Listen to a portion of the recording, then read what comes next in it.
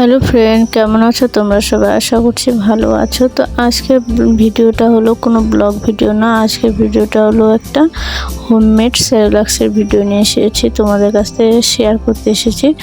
তো যদি এই ভিডিওগুলো আমার ভালো লাগে তো প্লিজ একবার বাড়িতে যাদের ছোট ছোট বাচ্চা আছে, মনে করো 6 মান্থ থেকে 12 মান্থের বাচ্চা, তারা এইভাবে বাড়িতে বানিয়ে হোমমেড সেরেলাক্স খাওয়াতে পারবেন। তো আমি এখানে যা যা উপকরণগুলো নিয়েছি সব দেখাচ্ছি। এখানে আমি নিয়েছি মুগ ডাল, মসুর ডাল, আর ভাট মাছ, আর গমের চিরা, আর হলো অক্ষর, আর একে মাখওয়ান না কি বলে আমার অতটা জানা নেই। আর নিয়েছি পেস্তা বাদাম, কাজু বাদাম। তো এগুলো সব একের পর এক করে হালকা করে ভাজে নিতে হবে। আর অক্ষরটাকেও নিয়ে নিয়েছি সব, এগুলো যে মাখওয়ানটা একটার পর একটা করে আমার বর ভাজছে। তো আমার বর ভাজছিল আর আমি ক্যামেরা ধরেছিলাম। তো এখানে দেখো মসুর ডাল আর চালগুলোকে আগে, আর মুগ ডালটাকে আমি আগে ভিজিয়ে রেখেছিলাম, আর ভিজিয়ে রেখে একটু কিছুক্ষণের জন্য রোদে শুকাতে রেখেছিলাম। ভিডিওর প্রথমে আপনারা দেখতে পেয়েছেন। আর এখন এই চূড়াটাকে বের করে নিচ্ছি, আমার বর ভাজছে তো আমি একটু হেল্প করে দিচ্ছি। আর আমার পচিশোনাকে খাটের মধ্যে বসিয়ে রেখেছি।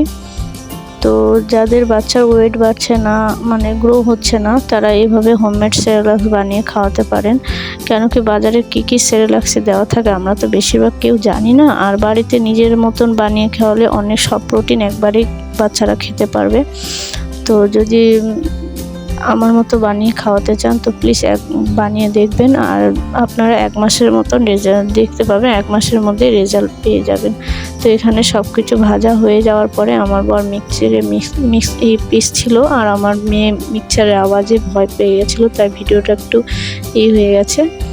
তো এই দেখুন, আমি ছাঁকে নিইনি, আপনারা চাইলে ছাঁকতেও পারবেন, আমি ছাঁকিনি। কেন তো আমি এভাবেই খাওয়াবো, আমি ছাঁকলাম না, কারণ ছাঁকার পরে অনেকটাই মিহিদানা বেরোয় যাবে। তো এটাই আমার মেয়ের জন্য ঠিক আছে, সেই জন্য আমি ছাঁকলাম না।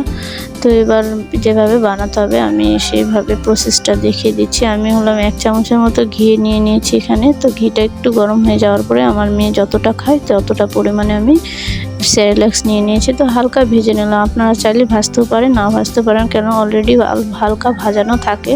তো আপনাদের ইচ্ছে মতো। তো আমার ভাজে নেওয়াটা ভালো লাগলো, সেই জন্য আমি ভেজে নিলাম।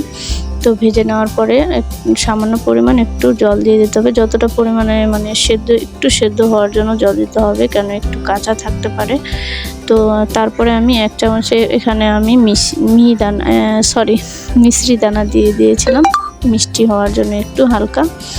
তো তারপরে একটু ফুটো দিতে হবে। তো আমি কতটা গাঢ় খাওয়াতে চাই সেই হিসাবে আমি, আপনারা যতটা যেভাবে খাওয়াতে চান আপনারা সেভাবে খাওয়ান, আমার যতটা প্রয়োজন আমি সেভাবেই বানিয়ে নিচ্ছি। তো আমার সেরেলাক্স বানানো হয়ে গেছে। তো এখন আমি আমার মেয়েকে খাওয়াতে বসাবো।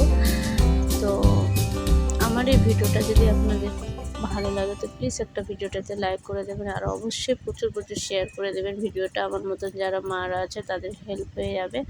তো আজকের ভিডিওটা এখান থেকে শেষ করছি, আশা করছি ভালো লেগেছে। তো আবার দেখা হচ্ছে অন্য একটা নিউ ভিডিও নিয়ে। সুস্থ থাকবেন, ভালো থাকবেন, টাটা, বাই।